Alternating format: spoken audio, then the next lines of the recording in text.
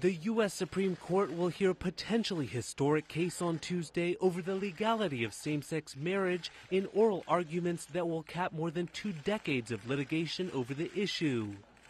Based on how the court has ruled during the past 2 years, there's a sense of inevitability in the air that a majority is on the verge of declaring gay marriage legal across the U.S. The case Obergefell v. Hodges comes amid a transformation in U.S. public attitudes toward gay marriage. But among many social conservatives and same-sex marriage opponents who recently took to the U.S. Capitol, support for legislation banning gay marriage remains strong.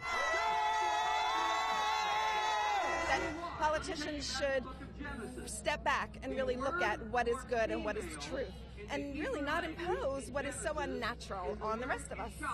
In the past, when states appealed rulings that struck down their same-sex marriage bans, the Supreme Court largely declined to intervene.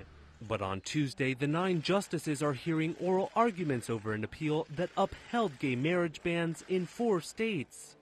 How they could eventually rule in the case could open doors in legalizing gay marriage across the country.